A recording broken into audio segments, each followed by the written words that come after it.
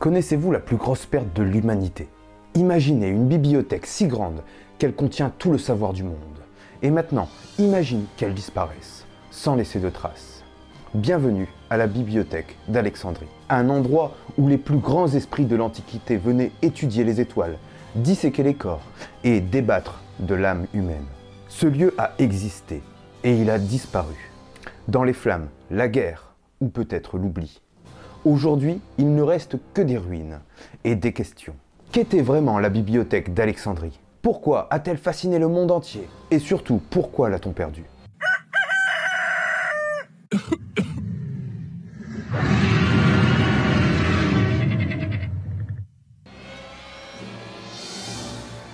Pour comprendre la naissance de la bibliothèque d'Alexandrie, il faut revenir au IVe siècle, avant notre ère. Alexandre le Grand vient de conquérir un empire immense, de la Grèce jusqu'aux portes de l'Inde. Mais ce jeune roi n'était pas seulement un stratège, il rêvait aussi d'unir les peuples par le savoir. En 331 avant Jésus-Christ, il fonde une ville en Égypte, au bord de la Méditerranée, Alexandrie. Un carrefour entre l'Orient et l'Occident, un port, une capitale et bientôt un phare de la connaissance. À sa mort, son général, Ptolémée Ier, prend le pouvoir en Égypte. C'est lui, ou peut-être son fils, Ptolémée II, qui décide de créer quelque chose de jamais vu. Une bibliothèque universelle destinée à rassembler tous les textes du monde connu. Textes grecs, égyptiens, indiens, babyloniens. Rien n'est trop lointain. On achète, on copie, parfois même on confisque. Selon certaines sources, les navires accostant à Alexandrie devaient remettre tous leurs livres. L'original était conservé et une copie était rendue au propriétaire. La bibliothèque devient alors le cœur d'un immense complexe intellectuel, le Muséon. Un sanctuaire dédié aux muses, où travaillent des philosophes, des mathématiciens, des astronomes, des médecins. Bref, l'élite du savoir mondial.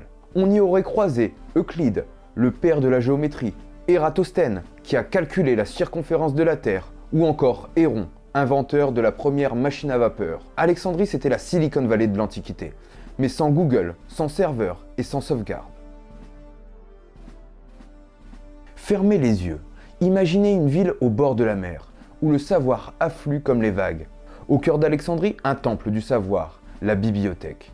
Imaginez une pièce remplie de papyrus jusqu'au plafond, des scribes courbés, des plumes grattant sans relâche, et partout des mots venus de tout le monde connu. Science, philosophie, poésie, médecine, mécanique, astronomie, théologie, tout, absolument tout. Les œuvres d'Homère, les mathématiques des Babyloniens, les traités médicaux des Égyptiens, les philosophies de l'Inde, traduits, comparés, recopiés. La bibliothèque n'était pas juste un lieu de lecture, c'était une machine à connaissances. Et elle attirait les plus grands esprits du monde antique. Des savants grecs, perses, juifs, indiens, égyptiens, tous invités à vivre au sein du musée. Ce lieu d'étude, d'enseignement et de débat. Une proto-université, avant même que le mot n'existe. Mais à quoi ressemblait-elle vraiment? On ne le sait pas avec certitude. Était-elle intégrée au grand musée d'Alexandrie? Était-elle faite de colonnes de marbre, de jardins d'études, de couloirs pleins de papyrus?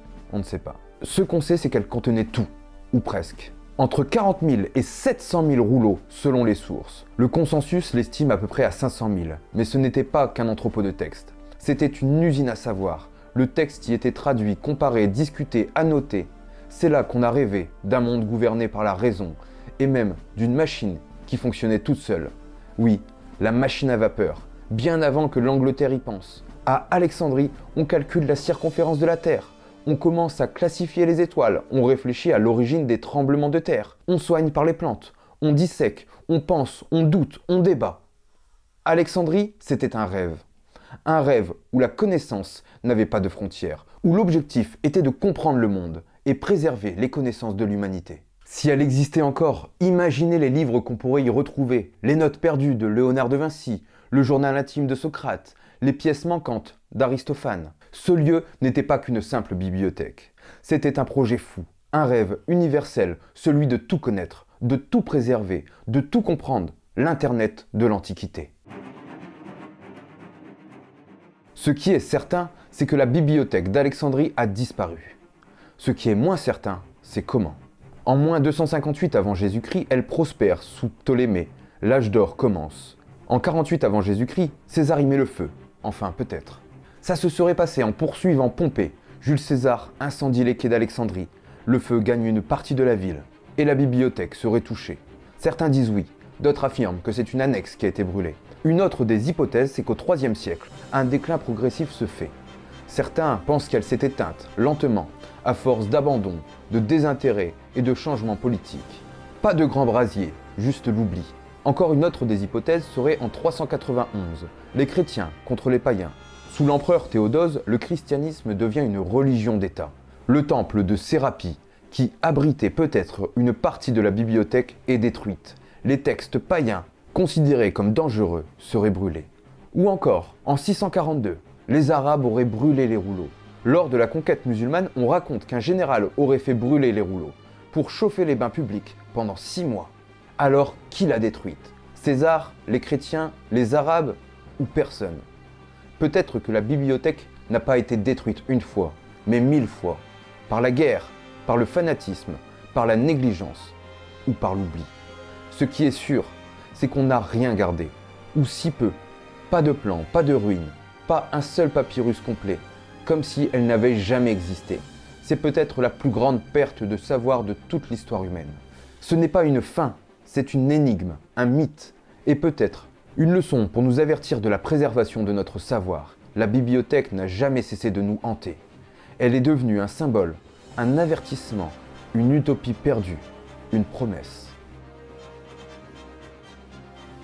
Des textes ont survécu, parfois grâce à une simple copie, un exil, une traduction. Les Arabes ont conservé et enrichi des savoirs grecs. Les moines copistes ont recopié, parfois sans comprendre les textes anciens, des tragédies perdues, des traités de science, des visions du monde, mais pas le rêve. Car l'idée d'une bibliothèque universelle n'est jamais vraiment morte. Elle a voyagé, changé de langue, de forme, d'architecture. Les grandes bibliothèques du monde, telles que la bibliothèque de Pergame, la Maison de la Sagesse à Bagdad, la bibliothèque du Vatican, la Bibliothèque nationale de France, le projet Gutenberg, Wikipédia, Internet tout entier. En vérité, à chaque fois que quelqu'un a essayé de tout rassembler, de tout comprendre, de tout transmettre, la bibliothèque renaît un peu. Le savoir est fragile, mais il se transmet, il voyage et parfois il renaît, comme une idée trop lumineuse pour être éteinte. En partie grâce à l'UNESCO, en 2002, un pari fou a été relancé. Au même endroit, la nouvelle Bibliotheca Alexandrina, moderne, ouverte sur le monde, tournée vers l'avenir. Non, on n'a pas retrouvé les rouleaux, mais on a gardé ce qui comptait le plus. Le feu intérieur, celui du savoir. La bibliothèque d'Alexandrie, c'est une leçon. Elle nous dit que le savoir est fragile, mais contagieux. Elle nous dit qu'un rêve peut survivre aux cendres. Elle nous dit que ce que l'on partage ne meurt jamais. La bibliothèque d'Alexandrie n'est pas morte, elle vous regarde. Certains historiens pensent que la destruction de la bibliothèque a retardé la science de plusieurs siècles. Aujourd'hui, on se dit que cela ne pourrait plus arriver. Et pourtant, un incendie, une panne de serveur, une guerre, et des bibliothèques entières peuvent disparaître encore. La bibliothèque d'Alexandrie n'est plus là. On dit qu'elle a été détruite par les flammes, par la haine, mais ce que l'on oublie, c'est que le savoir, lui, peut survivre aux flammes. La bibliothèque d'Alexandrie n'est peut-être plus là, mais elle vit dans chaque livre qu'on ouvre, dans chaque idée qu'on partage. Le savoir peut tout relier, tout élever, tout sauver. Aujourd'hui, c'est à nous de veiller sur ce feu fragile. Pas pour garder la mémoire, mais pour continuer à inventer l'avenir. Je vous remercie d'avoir voyagé dans le passé avec moi. Si cette vidéo vous a plu, n'oubliez pas de la partager. Parce que un savoir partagé, c'est un savoir sauvé.